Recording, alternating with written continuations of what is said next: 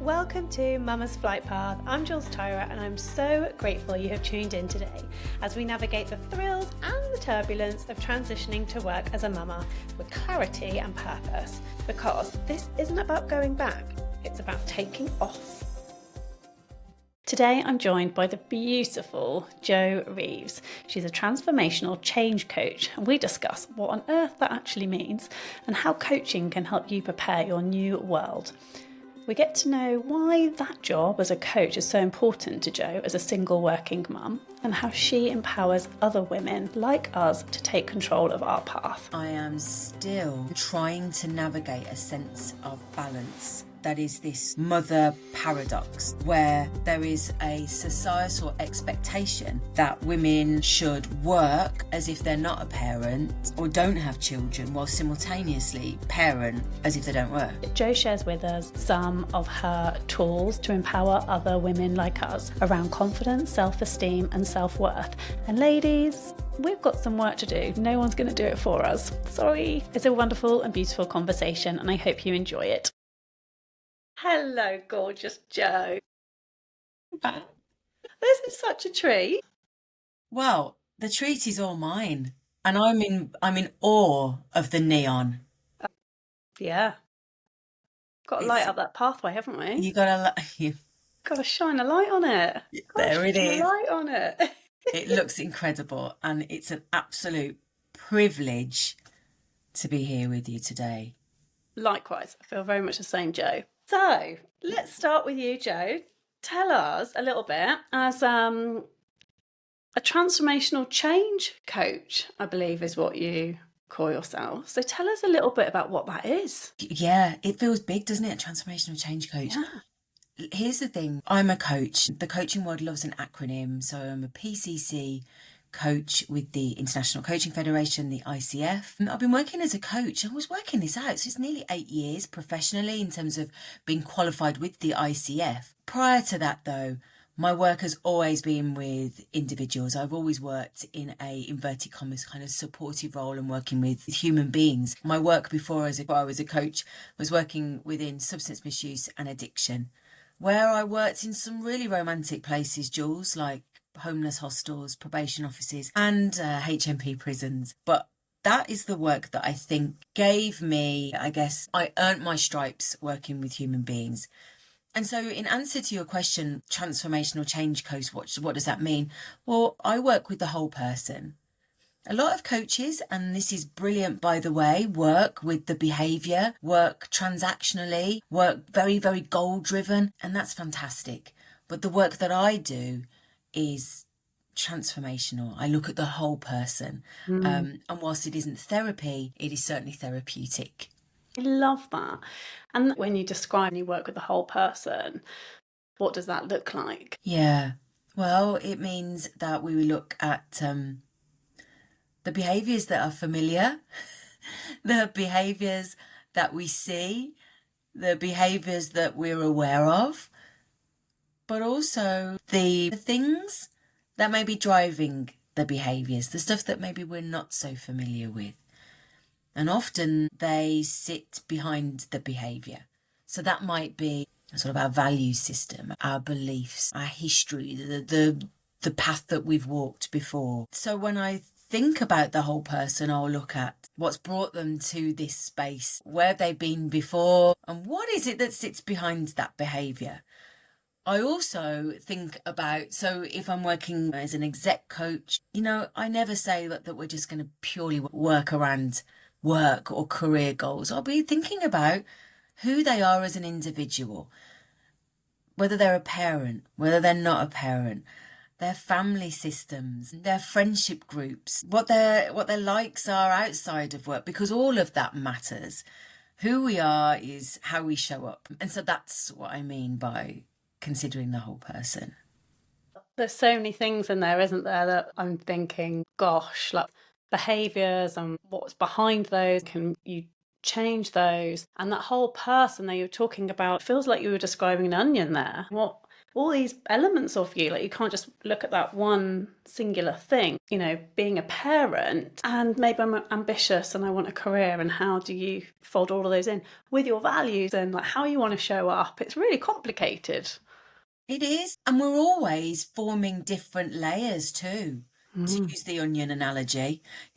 As we unpeel one layer back, another may be growing within us. We're ever changing, we're ever evolving, we're never the same person.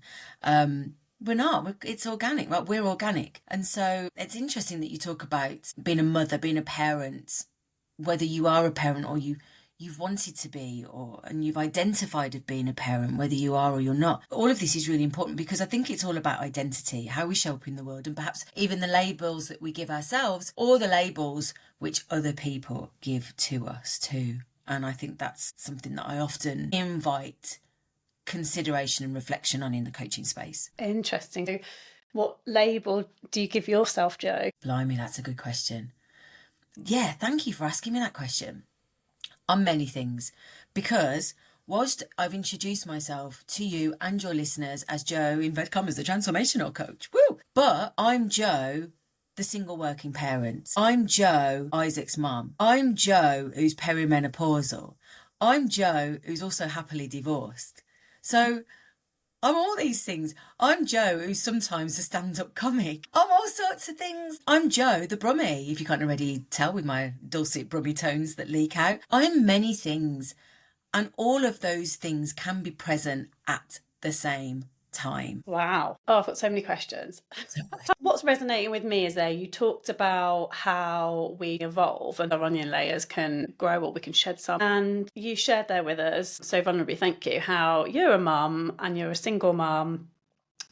I'm curious about how you found that journey of becoming a mum. Like, that's a whole transformation in itself. So what was that transformation like for you, becoming a mum and a working mum? Yeah. Gosh, thank you for asking me that question. And I guess I want to just caveat this that I'm going to be sharing a trigger warning of miscarriage, because my journey as a mum started with that. And I think it's really important because I'd already identified myself as a mum long before I even got the 2 blue lines, right? And I think that's interesting. I'd identified that I had needs, I had wants, I had wishes, being an actual mum, whatever that means, but I'd already identified as a mother. So that was my first start in this journey. Unfortunately, I did experience miscarriage, and that was really interesting because at the time, and this was 10 years ago now, I'm just doing the maths. So it was, it was a decade ago, coming up to, which isn't that long ago really, but I remember still feeling like I couldn't share that, especially in the workplace. Yes, I hear And you, it's Jo. interesting, isn't it? And I don't know if this is still relevant, but also, don't tell anyone that you're pregnant until you've had the 12-week scan sort of stuff. And it's like, why not? Because actually, if you do experience miscarriage, which many, many people do, that's when you need your muckers. That's when you need your friends. That's when you need the support of your employers, etc. Anyway, I hope that is changing. I don't know. Anywho, but with my journey, it wasn't that. And I did tell work. I had a few days compassionate leave, and I came back to work, dusted myself down, and off you go. But actually, you experience the psychological trauma of loss. And there was this really weird sense of filling that hole, filling that void, and wanting to sort of, I need to start again. And really having to have a word with myself and go, no, Jo, you need to sit with this loss, give this loss the time it needs, and then see what happens. So that's the start of my journey. I was blessed that I did then fall pregnant. But actually, based on that experience, I really didn't enjoy pregnancy, to be totally honest with you. Why? The reasons that sit behind that? Fear. Fear. I was really worried every single time I was going to a scan, oh God, what if, trying to really think about the worst case scenario. I was given a surprise baby shower. Okay. And I remember feeling so worried that this thing would tempt fate. I hear this And a lot I've now. heard that as well a few Yeah, times, but I I have. never told anyone that. And of course, you have to sort of perceive to be really grateful. And of course, I was. And gosh, it was great in hindsight. But at the time, I would be lying if I said I didn't have a massive part of me going, oh shit, what if, what if, what if? Fortunately, all is well. Although my story of Isaac coming into the world was really traumatic too. My placenta ruptured and I experienced, I had to have a blood transfusion Oh, and an emergency C-section.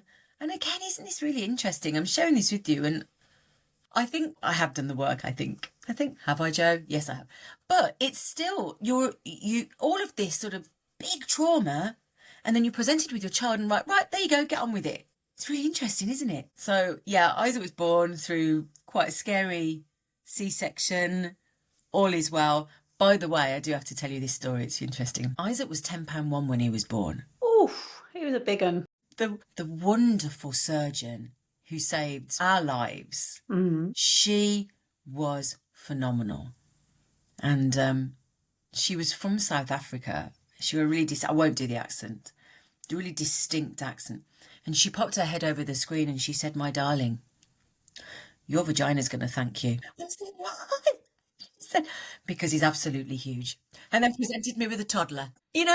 That's my journey. That's my story. And when Wow. you offered the opportunity, I think, to share it, and it's such a beautiful thing to share with people. And I hope that by me sharing mine here in this space will give other people women and men and any gender an opportunity to go, oh my goodness, actually, yeah, I haven't given enough time to my experience, and that's okay. And it's so different for everyone, that experience. And thank you so much for being so open and sharing that, because we don't talk about it enough. I think that's one of the things, isn't it? I shared a very similar journey with the miscarriage. I found that people didn't talk. I hadn't told my work actually that I was pregnant. So when I'd phoned up and I said, I'm not coming in, and I had a few days off, when I did return back, my manager was like, what's all this about? Like, what's going on? And I was like, oh, well, and I didn't really want to talk about it. So I think you're right. And you have to do what's right for you. But for me, when I did then fall pregnant with Hugo, I actually did tell my manager really early on, because I just thought, if this happens again, I want them to know, because I need them to support it. And that goes back to connecting with people, doesn't it? And having that support with you. It But does. and you touched there, Jo, about a lot of fear. And I think people probably can relate to that if they've had miscarriages as well as people who have not.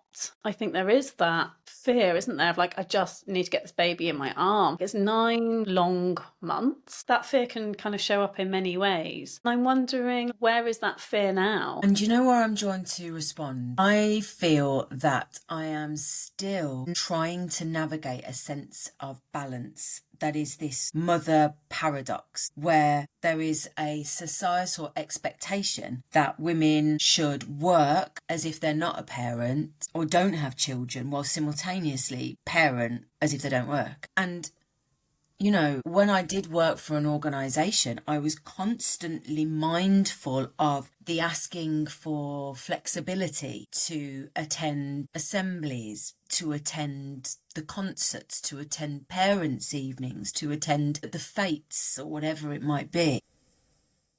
And also, it's not just the asking, which, again, you're feeling like there was a sense of feeling, certainly for me, that you're asking for something that's above and beyond what's okay, actually. Now, I know times have changed and flexible working is now, thank goodness. Thank you, COVID. Yeah. However, I still hear that through women that I work with and coach with, that it's sometimes still not. It's received with eye rolling, metaphorically. And not only that, it's not just sort of the organisation or your line managers, but also I was conscious of how my peers would see me leaving work early or leaving the office to attend X, Y, or Z? Am I less of a team player? Or, not being able to attend the drinks, not being able to attend the socials as well. What am I missing out of? So there's that part, having to show up at work as if you don't have a child. But then on the other side of this is that schools, and I've got it recently, schools assume that you're not working. I only received an email today about some assembly that's next week. I'm like, well, I can't go, or I've got to try and, move some appointments around to be able to show up. And of course, being a single working parent, I feel a sense of responsibility to be there a lot of the time. That's probably coming from my own narrative, to be honest, but there is such an expectation from schools, from nurseries, and from family, as well. Certainly my mum, who's such a great help, by the way, she's brilliant, but she didn't work full time. Okay. So there is oh, are you not going to the assembly? Is sometimes the tone. Because she always was able to, right? Yeah. So she doesn't Oh, understand. you're not able to go. You're not able to move your thing. So then what comes up? Then you've got the guilt. And so what I've even forgotten the blooming question now that you asked, but where I am now in response to it is this, certainly, and I think as a mom, more so, if I'm being totally truthful, we are constantly on this sort of tightrope of balancing this paradox of showing up for work that you aren't, especially a single parent, and showing up for school and nursery and family as if you're not working. Yeah. It's tough, really, really tough. And people are searching for that question, like, how do you juggle and balance it all? You can't, actually. That's the thing. I think we've also I know I was, and I'm not going to assume that anybody listening has, but that I was fed a narrative of you can have it all. I was too. Yes. You can have it all, I sister. think society does tell it. You can have it all. You can have it all. You Mythbuster. can't, actually. Something has to give. And actually, once I gave myself permission for that, actually, that's when things started to become more manageable. Do I still have guilt? Yeah. Do I still have to turn down or be honest with clients and organisations whom I work with about, I need to move an appointment or a schedule based on childcare focus? Yeah. Does it make me feel guilty? Yeah. But actually, I'm having more sense of pride when I do that, actually, with more organisations. Now I am self-employed, and now I'm founder of my own coaching business. I can forge my own narrative with that. And actually, I'm finding that the assumptions that I had, certainly about what will they think if I'm changing it? Oh gosh, will they think I'm less professional because I'm going to the school concert? Is often received with, yeah, of course, brilliant, that's first. So I know not everyone has that opportunity, and so I'm conscious of that privilege of being self-employed. But you can't have it all, actually, and you have to just be kind of sit with that. I think is something that might be difficult, but it's the reality, right? Yeah. I think for me that, transition of becoming a mum and having that reality of, well, it's not a luxury for me to work. I have to work. That's not a choice. I have to do it. And I want to be the best mum I can. And I guess it's, how can you entwine them together so that they kind of enrich each other? What's really helpful for me, Jules, when I am turning around to my boy and saying, Mummy's got to go upstairs now, back to my office. I say office, it's more like a cubby, but to my working space. I'm working with a client. I sit with this notion of role modelling. I am role modelling to my boy that I'm working. I've explained to him, he knows that I'm independent and that I need to work for the things that we have, food on the table, blah, blah, blah. But also that I'm role modelling. I want him to see that, yeah, I do work and that I work hard and that's okay. Yeah. And I saw your face really light up when you spoke about that, Jo. Like, I felt Like, I feel really proud to hear you sharing that, because it's actually huge, just reflecting back on what you've said. That's huge, what you're doing Yeah, and how you're and showing up in the world. how I do sort of navigate that paradox, is that sometimes I will have to say that I can't attend the thing or that I can't play Lego because I have to go back and do the thing. But I will always share with him the reasoning why, and that I know that I'm role modeling that I can work independently, role modeling working hard. But also on the other flip side is that I say to him, if I can't do X, I'm going to be here to do Y. And that is my promise, and really ensuring that I keep that promise to him Yeah. too, Important is it for you, Jo, that you are in that role modeling space, that you are doing a job, a role that really aligns to your values and beliefs? It is fundamental. You know what? This year has been such a massive transformation for me. Another layer of onion, coming back to that metaphor. So working for an organisation that I'd worked with for many years, experiencing redundancy, having to really pivot very quickly and think, what am I going to do? It's only me. What do I do? That's that fear coming back. Oh, there it is, Bab. But right, okay, I've got to make this work, Yeah. not just for me, but for my boy, for us. And so the sense of pride that I have now I'm really transparent with Isaac. As much as he can comprehend, I'll share, He knows that it's just me. He knows that I've created my business and the importance of that. I really want anyone to hear this. I never thought I would be able to do what I did. It's coming up to nearly a year. I'm like, blimey, I'm still here. I'm still doing it. I'm still hustling. Smashing it. High five me. Woo! Oh, but it's really important about role modeling. The times when I'm having to leave the house at 5 a.m. to go to an office in London or an office in Nottingham or Manchester, and Isaac has to go to his nanny's, or he has to go with a friend and stay over, or whatever the arrangements might be. I'm sitting him down, I'm explaining to him, but I'm beaming. I'm like, yeah, do you know what? Mommy's got this and it's really exciting and I'm going to be doing this and I'm proud of this. And he's like, I'm really proud of you too. Oh, Nice. Brilliant. And I think there's something about role modeling, how you talk to yourself and that sense of pride, and the language about your work is really powerful to children because they pick up on it, through osmosis. yeah. And I think that, that's something I've been really conscious with, that I have said to Hugo, oh, I don't really want to go to work tomorrow. And then he's picked up on that, like, oh, you don't want to. I'm like, oh, it's just that I didn't want to drive into the office. But you're right. Like, they pick up on that energy. So that is a beautiful gift to share. Thinking of that role modeling. Totally. Only this morning he said, oh, I don't think I want to go to school today. I said, I get that, mate. Yeah, I get it. There's many times where I don't want to work and I'd much prefer to come and play Lego. He said, really? I was like, yeah.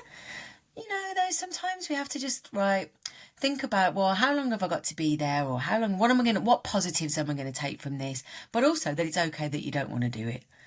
Both can sit equally, coming back to that thing that, all emotions can be present. Eventually we got the uniform on and eventually I got him to school. But I think it's kind of being okay that it's all right that you don't want to go.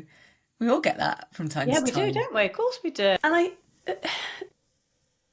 I know that you are quite passionate about empowering women, and you actually have got a course coming up, which is for empowering women. Yeah. My question is around what does empowerment... I know that you are quite passionate about empowering women, and you actually have got a course coming up. What does empowerment mean for you? What empowerment means for me will be different to what empowerment means to you. Okay. What empowerment means to me will be different to what empowerment means to the people listening. And I think that, first of all, fundamentally is what empowerment is. One of the sort of taglines for the program that I have is the label or the belief that many, many women have within their limiting beliefs is that of being a good girl. Be a good girl. I know I had that place on me. Be a good girl and don't be too big. Be a good girl and don't show off. Be a good girl and do X. Be a good girl and ... So in answer to your question, what it does empowerment mean to me? Empowerment means to me, and that is about trusting my inner wisdom, trusting my intuition. Because from my experience of working with women, our intuition, our inner wisdom gets knocked out of us at a very young age. More so, I think, with women and girls than with young boys. And so empowerment means to me something about coming home to self, trusting your inner wisdom and trusting your intuition. Oh, that is beautiful. And like, I don't know, like when you're describing that, I could almost see like that little internal compass, but really sad to hear that it kind of gets knocked out of us. So what tools, do you teach on your course to help women believe their potential and believe that, to trust that inner wisdom? Well, there's so many I couldn't possibly list. However, I've got some stuff that I think I'd love to share. And this comes with this idea of that confidence, self-esteem, and self-worth are separate. Okay. Often they get cobbled together in this same little bag, this same little box. And actually, in the work that I do, in the programs that I run, but also in the coaching one-to-one that I offer, is invite this idea of separating them. What does confidence look like? What does self-esteem and self-esteem look like? And what does your worth look like? So that's the first thing I often invite reflection and curiosity around. But also I do this exercise around the self-esteem six-pack. Okay. Oh, yeah. So I love one of them. Oh, wouldn't we all like to? Because here's the thing, just by thinking about getting a six-pack, you're not going to get a six-pack. I mean, I've tried. I've really thought about getting it, and it doesn't. What you? Yeah, I have all the affirmations, and it's not happening. However, the same kind of rules apply to mindset, I think, and certainly with self-esteem. So the idea is around sort of neuroplasticity, and that in order to forge new neuroplasticity, in order to build up those sort of new neural pathways, you've got to kind of do the work. Almost like going to the gym, you've got to kind of do the crunches, you've got to lift the weights, you've got to do the work in order to build the new thinking. So there's some few tips. I won't give all of them away, but I'll give you a few tips. So a couple of crunches that you and your listeners can do. The first one, like the first exercise at the self-esteem gym, is notice how you talk to yourself, and talk to yourself like you talk to your friend. Now, my internal chatter at times in my life has been bloody horrendous. It's been cruel, actually. It can be vicious and venomous at times. And this is this voice that you almost like hear, like you talk to yourself. Okay. That inner dialogue, which we all have. And so my invitation straight away is to start to notice that inner dialogue. And that in itself is the work, by the way. And then when you start to notice it, ask yourself, would I talk to my mates like that? Would I talk to my best friend like that? And if the answer is no, then I'm going to invite you to reframe it. For example, I was looking in the mirror the other day and I'm like, oh God, I need a haircut. My hair's looking like a shaggy old bush or something. I said something like that. I look like a right state, I think is something what I actually said. And I went, would I say that to my mate? No, I wouldn't. And this might seem like so insignificant, but these little drip, drip, drip sort of moments of being criticism, inner criticism, really matter. So reframing it was like, actually, Jo, you know what? You're looking all right.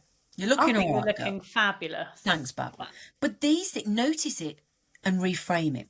Because here's the thing, our brains can't distinguish between whether we're saying it to ourselves or if it's someone external saying it to us. So if you can imagine whatever it is you're saying to yourself on a daily basis, you're not enough, you're rubbish at that, you look terrible, your hair looks rubbish, you're at maths, you're not academic, you're a rubbish mum, or whatever it is you're saying. Imagine that it's someone following you around and actually saying that to you, whispering it in your ear.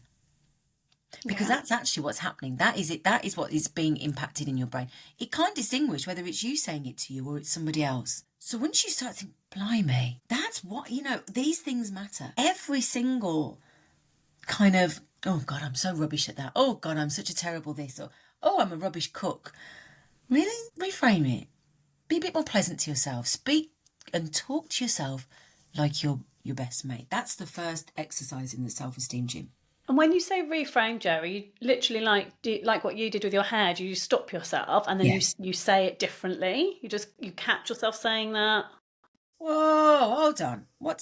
Actually noticing it is part of the exercise. And then say it part of the differently? work. Yeah. Okay. Hold on. What would I be saying to my friend if I was here and listening to her or him or them saying that? Okay. I'd say, you're right, your hair looks absolutely lovely. In fact, it's really shiny today, right? Okay. Yeah, and I know that might be like, oh, I can't do that. That people will think, what people? Because again, this forms part of this sort of narrative that we've all had, especially as women, of being a good girl. Be a good girl and don't show off. So start talking to yourself like your best mate. That's number one. And number two, give up on perfectionism. We've had a little chat about perfectionism before we recorded, haven't we? Yeah, we did. Yeah. It's the amount of times I do talks or whatever, and I said, put your hand up if you're a bit of a perfectionist, very lightheartedly. And 90% of the audience raise their hand and kind of giggle. But perfectionism is one of the most common factors of dishappiness or dissatisfaction. Wow. So ask yourself this, what does good enough look like? And I wish someone had said this to me when I was a mum, early days, because I remember going to some like play groups and stuff and looking at all the other mums or parents and thinking, oh my God, I haven't made homemade kale snacks, or I haven't baked the biscuits, I've given Isaac a Kit Kat or what, or some Bomb Bear, whatever beige snack. 5 to 9, he survived. And then thinking I'm not good enough as being a parent, I haven't done the thing. But actually, what does good enough look like? And actually, good enough can sometimes mean you just sit down with your kid and the house is in turmoil, who cares? But you're playing with them, you're giving attention, and you're sharing a Kit Kat together. That's what they'll remember. They won't care if you've baked or you haven't baked. Good for you if you do, by the way, brilliant. But if you haven't, brilliant. We often think that we've got to be 100% of the time, be that in work or as a parent, and we don't. So ask yourself, well, what does good enough look like? Good enough some days is 30%. Good enough for me some days was 10, when I didn't get dressed and I was still in my pyjamas when I went to bed and I still hadn't washed my hair for day 3. But that 10% was what Isaac and I needed on that day, and it was all right. In fact, it was more than okay. Do you look back fondly at those days? Yeah, I got my hair at one point with one dreadlock. But, it's all right. Who cares? What does good enough look like? Remembering that you can be, some days you are going to be 100%, but not all day. You might be dialing yourself back at 2 o'clock to 80% or whatever it might look like. You're up and you're down this sliding scale, but you're certainly not 100% of the time. What does good enough look like? And that, to me, when you're describing that, almost sounded like that, the metaphor, the idea of a phone with a battery. Like your battery phone isn't 100% all the time, and you might need to recharge it. There's no might about it. You will. Otherwise, you'll just... Yeah, there's no might. You're right. You'll burn out. You've got to recharge. And you might do that in the middle of the day, or, and it goes back up to 100. When you were talking about that perfection, Jo, I heard a lot of comparison come in. And that is dangerous, isn't it? When we compare ourselves to the other mum who, I'm the same as you, I can't No, I can cook. Nice reframe, Bab. I Nice saw reframe. it. Yeah, I can fabulous. cook, I just don't enjoy it. So I would rather buy a snack and use that time to play Lego. Um, Bingo. And you're that's right. okay. Comparison, it'd be really easy for me to say, don't compare yourself to others because we can't help it. We have an inbuilt kind of bias to compare, Mm, but noticing it is helpful. okay. Noticing what you're comparing yourself to, and also asking yourself the question, do I actually want that? More often than not, I can be on social media doom scrolling. Yes, we all do it. And yes, it annoys me. One thing I'm like, oh, I haven't got that bikini. And next thing you know, I'm click, click, click. And I'm looking at bikinis. I'm not even going on holiday. What am I doing? Why am I comparing? I haven't got a bikini. I've got to go. What, Joe? What the Yeah. actual F are you doing, Bab? So noticing comparison, checking in with that comparison. Do you actually want that thing that you're looking at or you're admiring, or are you admiring it, or are you fearful that you don't have it? Are you fearful you don't have it? And That's a then great question to do ask you actually yourself, isn't want it? it? These are the things that it can be really helpful, and especially in the maternity phase of being a parent, because I think that forges a lot of how you then go back into the workplace. Yeah. So if you can start doing this stuff now, it can be really, really helpful. By the way, I don't think I did enough of the work, to be perfectly honest. But that's why I'm in this space now, hopefully supporting working parents who are making that transition. I think it's hard for us to do the work. Your head is so full of all this other stuff. You're possibly suffering from sleep deprivation. And your mind, it's this whole new world, isn't it, that you're trying to take on? And then exactly going to that point where you said earlier, how am I going to go back to work as if I'm not a parent? Well, you're not. And it's that goes back to that self-talk, doesn't it? We got to talk to yourself differently. It is going to be different. Asking for support, and don't get me started on paternity. Our paternity in the UK is shocking in comparison to some of our European counterparts, actually. And I think, again, the system needs to change, actually, in terms of the paradox that I've talked about, this balance. But actually, we can't do it alone. I'm saying we as women, as or as parents who identify as being a woman. It's not just on us. It can't be. We have to have allies to support that. And the system needs to change, in my opinion. Going back into the workplace, I think a lot of the listeners might not even be back in the workplace yet, that are thinking about that kind of challenge to go back in. And if you were able to kind of whisper in their ear of kind of one tip to take with them to help prepare, what would that be? I think there's something about intuition here. Trust your inner wisdom. Trust your intuition. There can be, and I have unfortunately been witness to examples that have been shared around feeling gaslit. So trust your intuition with what feels right. If something doesn't feel right, don't be fearful to challenge and to speak up, and get very familiar with the policy, the maternity policy. Some good tips in there, Jo. Thank you. That when you were talking there about having your voice and being able to be confident, for me, and I would imagine lots of people can resonate with this, going through that transition of having a baby, which I've only recently learned has an actual word, which is called matrescence. Have you heard of this? No.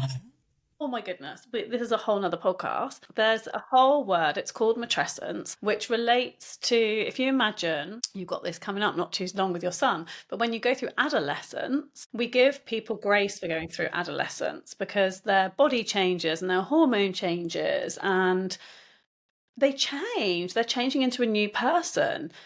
And when you arrive at motherhood, it's the same.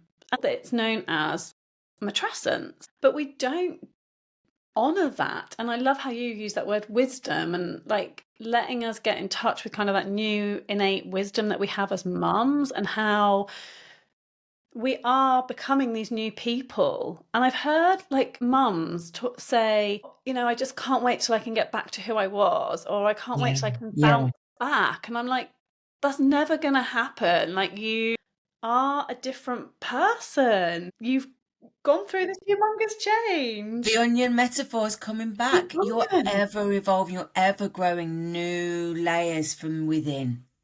Yeah. And we're constantly shed, we're organic beings. And yeah, I think it's really important that we do give a shout out to that. Oh, yeah, that sense of bouncing back and returning to who you are. But actually, it's almost seen as though the person that you are as a mum is something that needs to be changed. No, it should be cherished, nurtured, and celebrated. I love this word, and I'm now going to be shoehorning that into every conversation possible, by the way. Yes, because there's a lot of work around it. We love a label, don't we? Yeah, But that yeah. confidence, when I went back, was shot, completely shot. And I think a lot of people will resonate with that, just feeling a lack of confidence. And so if they wanted to work with somebody like yourself, Jo, or go on your course, how would we find you? Or Jo Reeves Coaching .com is my website. I'm at Jo Reeves Coach on Insta. You can find me as Jo Reeves PCC. Told you the coaching word loves an acronym, on LinkedIn. And my email is joreevescoaching.com. And get in touch. Get in touch. there's nothing like being able to have that one-to-one coach, or doing your course would help. Do you think would help people with confidence, taking control of their journey, and like all those things you said, like having that narrative for yourself and having that confidence for yourself as you go back? Getting support, finding your tribe. And by the way, it might not be me that people resonate with. They might think, yeah, I want to work with a coach. Well, maybe not so much Jo, and that's equally okay. Find a coach. Find a coach that really you connect with, Oh, and that's that a good tip, Jo. you spark with, and there's that chemistry to do the work that you feel safe with. Groups are phenomenal, because there's a sense of role modeling with each other, and also that, oh, I thought it was just me.